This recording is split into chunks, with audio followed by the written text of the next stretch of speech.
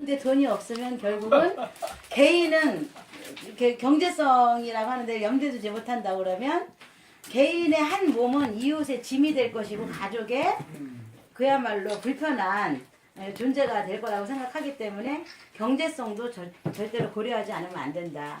이 5가지 원칙에서 창업을 고민한다라면 아마도 굉장히 성공률이 높지 않을까라고 하는 바탕 위에 고민을 해봤습니다. 그래서 저는 이제 쌀을 선택을 했습니다. 저는 왜 이 10%가 뭘까요? 아시는 분 제가 누룽지 하나 더 드릴게요.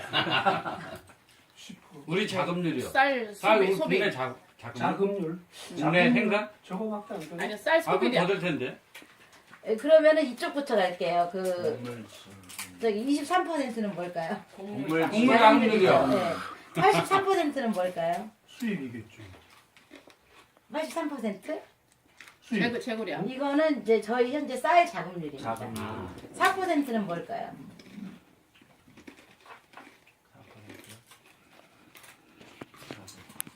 4%는 쌀을 제외하고 나머지 전체 곡물의 자급률을 얘기하는 거예요.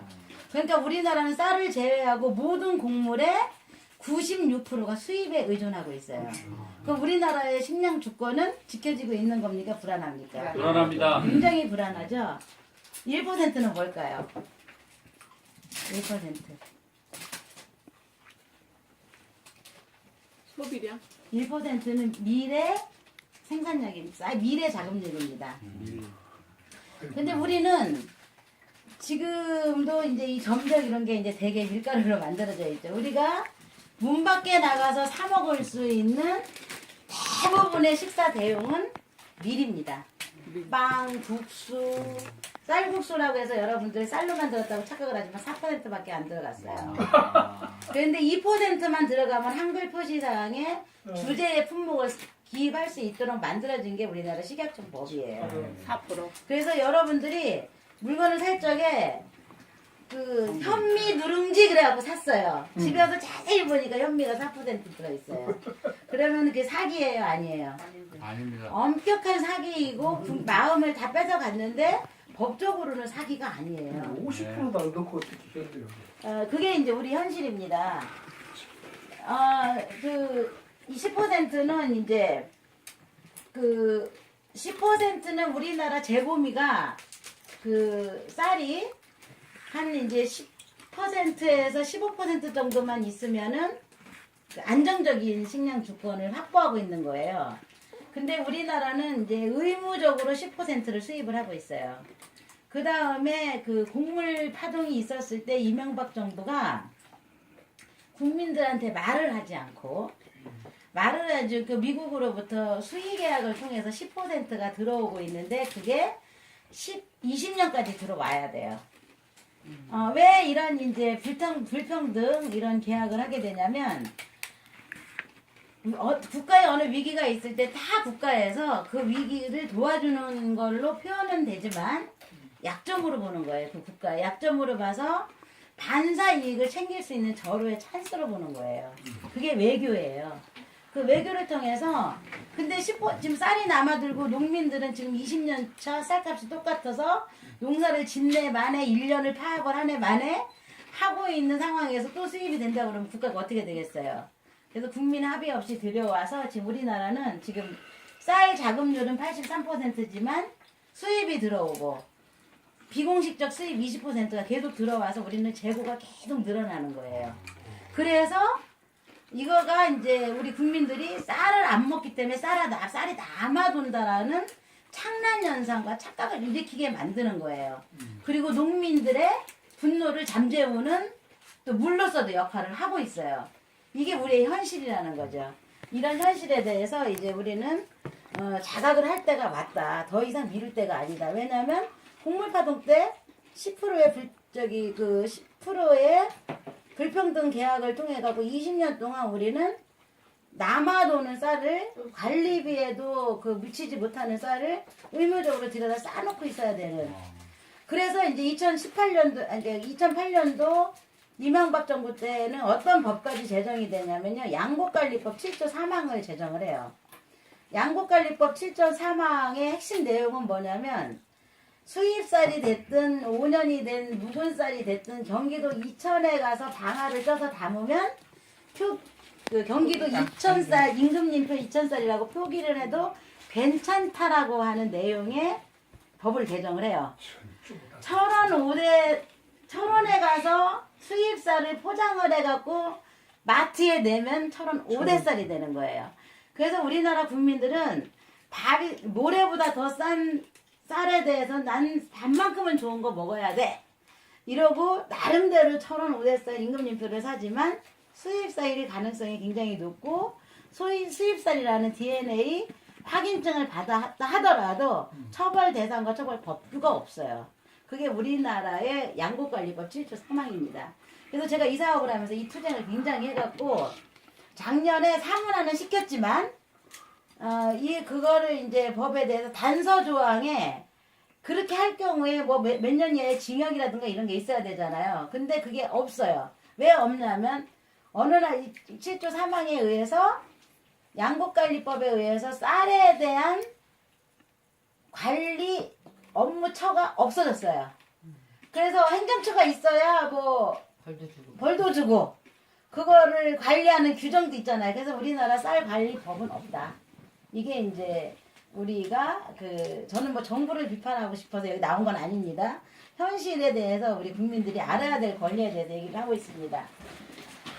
그래서 이제 밀가루는 50%, 이 50%는 뭐를 얘기하는 50이라는 숫자는 우리나라의 국민들이 가장 건강할 때 가장 건강하고 질병도 없고 성인병도 성장하지 있지 않았을 때 보건복지부에서 조사한 내용은 뭐냐면 국민 1인당 127kg의 쌀을 먹었을 때 제일 건강했어요. 사회도 건강하고 마음도 건강하고 정신적으로 안정이 돼 있었어요. 그랬는데 지금 62kg 수준으로 떨어졌어요. 그래서 가장 건강한 사람의 삶을 유지할 수 있는 연간 127kg의 소비 수준이 50%로 줄어드는 거예요. 50%로 줄어드는 이 문제는 어떤 재앙으로 다가오고 있냐면 엄청난 성인병으로 지금 다가오고 있고 자급률 1%밖에 되지 않는 밀가루 식품으로 대체되고 있다는 사실입니다. 그래서 이제 자급률 및 이제 쌀 소비에 대해서 이제 우리가 이렇게 이런 이제 굉장히 가슴 아픈 이제 처지에 이렇게 놓여 있어요. 그래서 제가 어떻게 하면 이 쌀 소비를 맛있게 할 것인가 이제 고민을 한 거예요. 왜냐하면 국민들이 밀가루를 먹을 수밖에 없는 요소를 생각을 해봤어요. 이 좋은 쌀을 안 먹고 왜 밀가루를 먹을까? 그거는 어른들한테 물어볼 문제가 아니에요. 3살, 4살짜리 아이들한테 물어볼 얘기예요. 그죠? 얘네들은 맞아. 개념과 의식과 이런 게 하나도 없어요. 근데 얘네들은 일단 시중에서 파는 누룽지를 아이들이 절대 먹지 않아요. 아이들의 치아로는 견딜 수가 없어요. 먹을 수 없잖아요. 여러분 누룽지 사서 먹어봤지만. 그리고 시중에서 파는 누룽지는 다 끓여 먹거나 튀겨 먹기 위한 누룽지지 스낵으로 먹을 수가 없어요. 스낵으로 먹을 수 있는 누룽지는 하나도 없어요. 그 다음에 엄마가 밥을 일단 집에서 해줄 수가 없어요. 일어나서 출근하기 바빠요. 밥 안 해줘요. 밥 안 해줘요. 밥이 아무리 먹고 싶어도 어쩔 수 없어요. 제가 해야죠. 응. 먹고 싶은 살을 해 먹어야 되는데 3살짜리, 4살짜리가 밥을 먹을 수가 없어요. 그래서 얘네들이 가장 맛있는 건 달콤한 과자예요. 폭신한 빵이에요. 그리고 남자들이 가장 혼자 밥하기 싫은 남자들이 가장 좋아하는 건 얼큰한 라면이에요. 그리고 누구나 다 끓일 수가 있어요. 그리고 문 밖에 나가면 싸고 달콤하고 맛있는 음식이 즐비해요. 에? 그냥 1,000원짜리 2장만 있으면 뭐든지 해결할 수 있는 음식이 너무나 많아요. 그렇기 때문에 굳이 마누라를 볶아가면서 엄마를 볶아가면서 밥 달라고 할 이유가 없어졌어요. 그래서 지금은 요리가 무너진 가정 공동체가 무너진 가족도 됐어요. 그래서 밥 한 끼를 하나 안 해 먹는다라는 이유가 굉장히 많은 폐해를 불러왔어요. 그래서 이제 저는 그런 사람들한테 너는 왜 그런 수준의 의식 수준이냐 막 이렇게 얘기할 수 없어요. 그래서 이제 제가 생각한 건 세상에서 가장 맛있는 밥을 만들면 된다. 세상에서 가장 맛있는 밥. 나 그거 먹고 싶어. 아무리 바빠도 난 이것만큼은 내가 먹을 테야. 하는 밥을 만들면 저는 밥을 집에서 밥하는 문화가 시작이 될 거라는 생각을 했어요. 그리고 반찬이 없이도 먹을 수 있는 나는 밥을 만들 거야. 그리고 영양이 꽉 찬 밥을 만들 거야. 그래서 영양을 찾아보니까 현미밥을 다 얘기를 해요. 근데 현미밥을 선택하는데 가족 분열이 일어나요. 나는 맛있다고 하는데 누구는 맛이 없고 누구는 소화가 안 된다고 그래요. 맛이 없는 것까지는 참을 수가 있는데 소화가 될 수가 없어요. 안 돼요, 소화가. 그러니까 이제 물리적으로 현미밥을 도입하면서 가족 분열이 시작이 돼요. 가족 공동체가 완성이 되는 게 아니라 분열이 시작이 돼요. 결국은 그래서 이제 모든 사람이 현미를 다 포기를 해요. 그래서 이제 그러면 가장 맛있는, 근데 백미는 영양소가 없거든요. 제가 너무 길어지니까 이제 다음 기회에 저희 홈페이지 보시고, 그래서 이제 모든 사람들이 저기 그 현미가 좋긴 좋은데 맛이 없어. 소화가 안 돼. 그래서 맛있고 누구나 먹고 싶고 소화가 잘 되는 현미를 만들자. 그래서 현미를 연구를 해보니까 현미에 함정이 있었어요. 현미는 쌀에 12개의 옷을 입고 있는 거예요. 쉽게 얘기하면. 12벌의 옷을 입고 있어서 우리가 먹고 있는 밥은 12개의 옷을 모두 벗긴 백미예요. 근데 왜 모두 벗겼을까? 이유가 있지 않겠어요? 우리나라는 일제시대 때 시작이 됐어요. 일제시대 때 어떻게 시작이 됐냐면 일본에서 쌀을 방아를 쪄갖고 가는 과정에 바구니가 다 끼는 거예요. 검은 벌레 있죠? 막 그게 기어다니는 거예요. 쌀을 다 파먹어서 쌀이 다 부서져요. 본국에 돌아가면. 분석을 해보니까 쌀, 눈하고 호분층의 영양이 덩어리인 거예요. 그래서 그게 일본까지 가는 동안에 쌀이 견디질 못하는 거예요. 그래서 그걸 벗겨내서 이제 가져갔어요. 그게 얼마나 인체에 유리한 역할을 하는지를 생각할 필요가 없었어요. 일본 입장에서는. 그러니까 벗겨서 갖다 주니까 몇 달을 놔둬도 이게 마구미가 안 생기는 거예요. 그러니까 이제 이상적인 형태로 가져갔는데 한 2, 3년 후에 문제가 발생을 했어요. 필리핀 전쟁을 하고 있는데 병사들이 전쟁을 해서 죽는 숫자보다 각기병으로 병들어 죽는 숫자가 훨씬 많아지는 거예요. 원인을 분석해 보니까 탄수화물에는 비타민 B군이 들어가지 않으면 각기병으로 죽게 돼 있어요.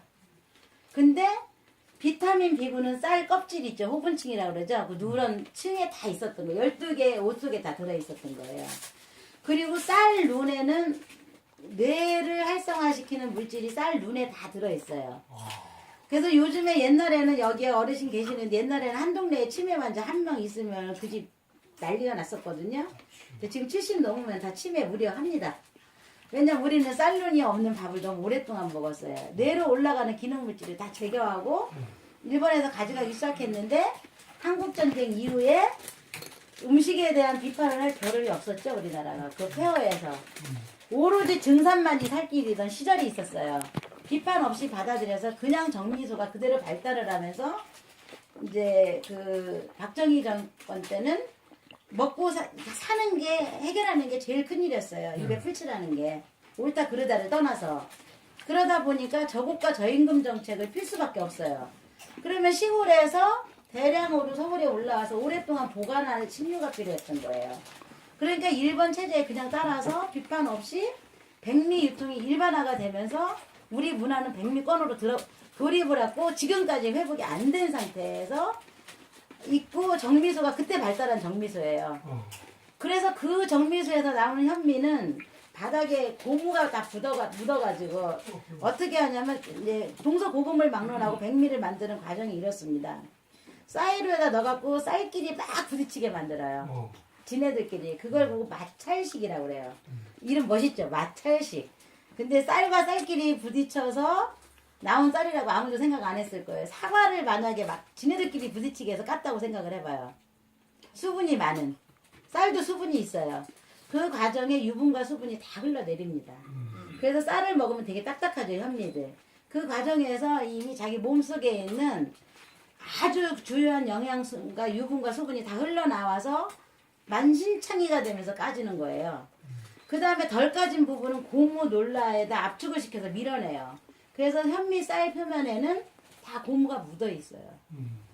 그리고 나서 한 번 까면 그게 5분돔이에요. 두 번 까면 7분돔이, 세 번 까면 9분돔이. 들어보셨죠? 네. 그래서 네 번을 까서 우리 밥상에 올라오는 거예요. 그 쌀 한 톨이 비벼지죠? 네 번을 까고 1년이 넘어서 내 밥상 위에 올라오는데 그게 쌀이 영양소가 있겠습니까? 없겠습니까? 그런 쌀이라고 하는 것을 제가 발견을 한 거예요. 이 발견의 시작은 맛있는 밥이면 밥이 맛있으면 된다 해서 출발을 한 거예요.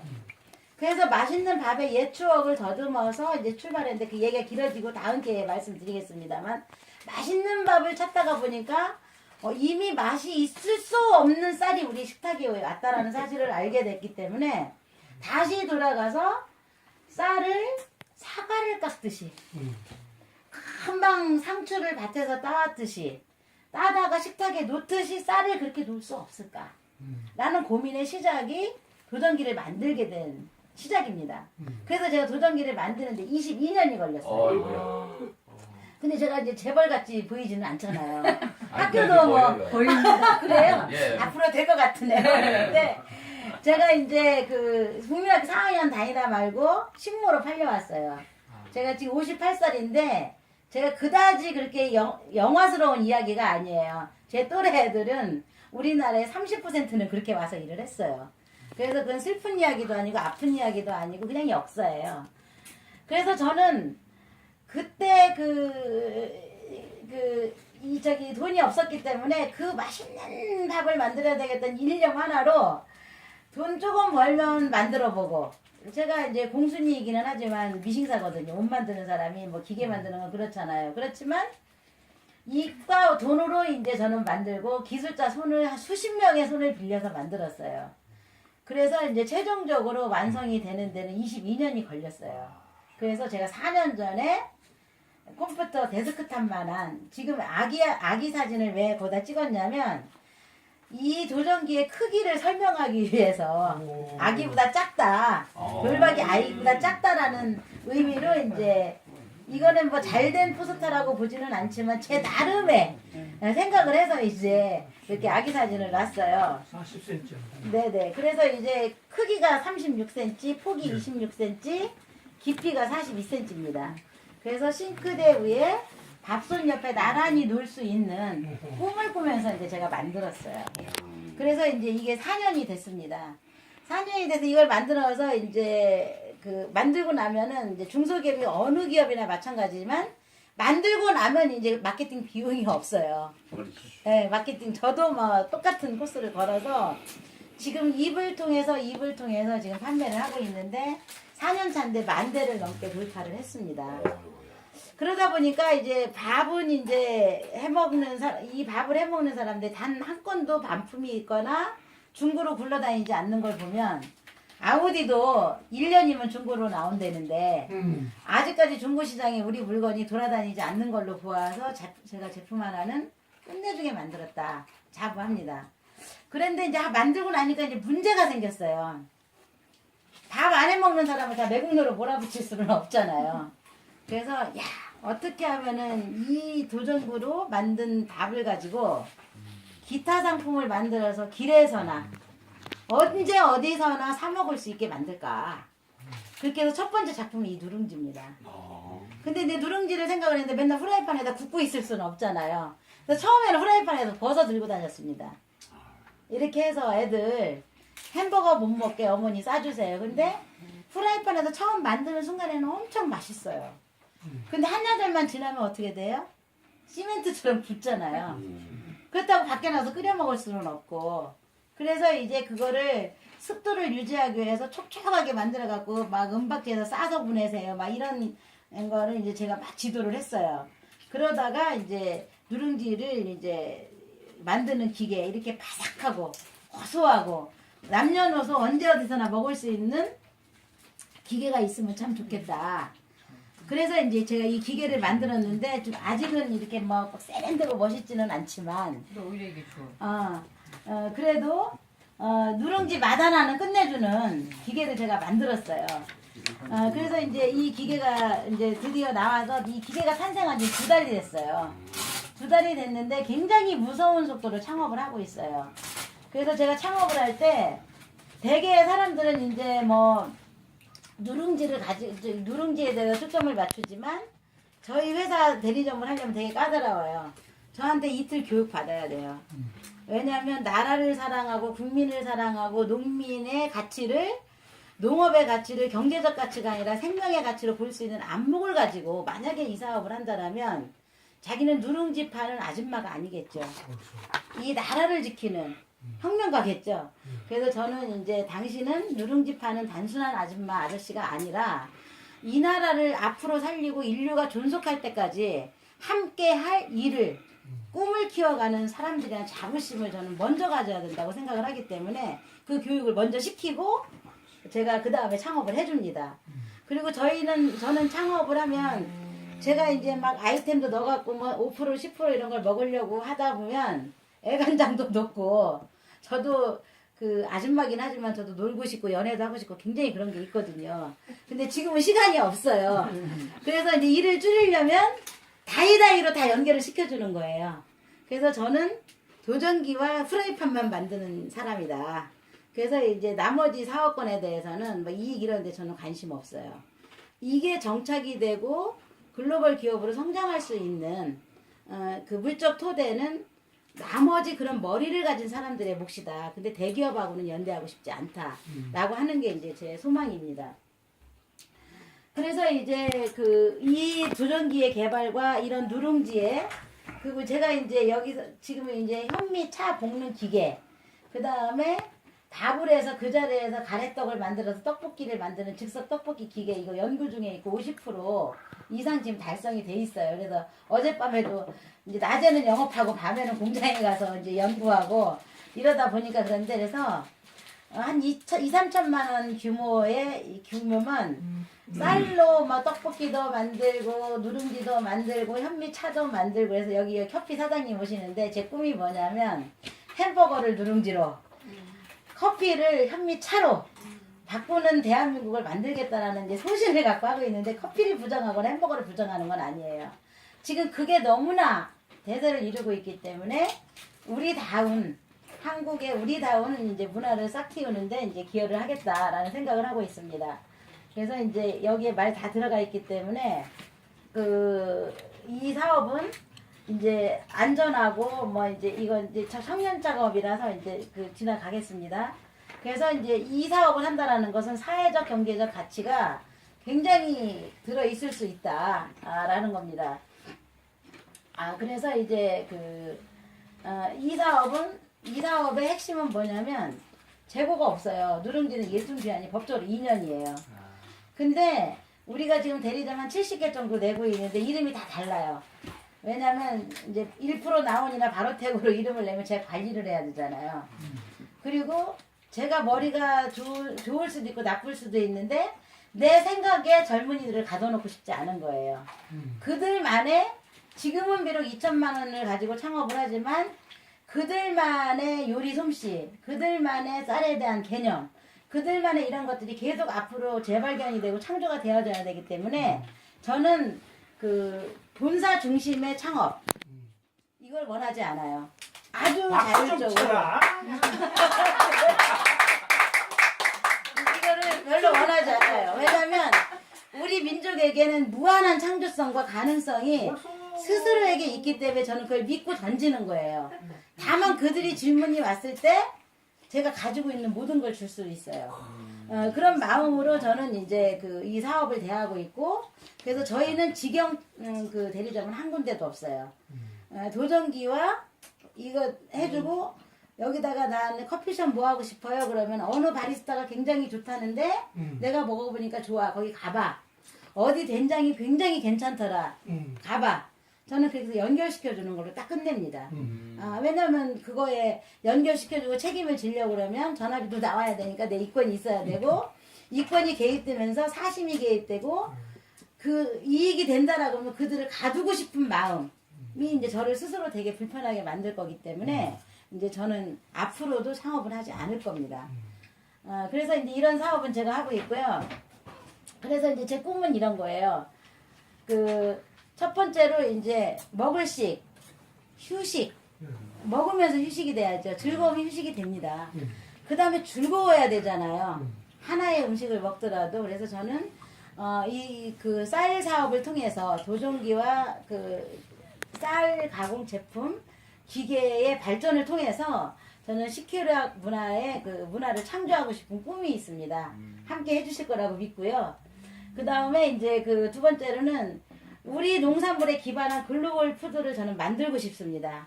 이거를 저희가 이제 뭐 푸틴이라든가 필리핀이라든가 중국이라든가 제가 누룽지 출장 갈 때 갖고 갔었거든요. 우리나라에 처음 들어왔을 때 햄버거가 들어왔을 때 충격만큼이나 그들도 누룽지에 대해서 충격을 받고 있어요. 그래서 우리 농산물에 기반한 글로벌 푸드를 만들어 가는 게 제 소망입니다. 이상입니다.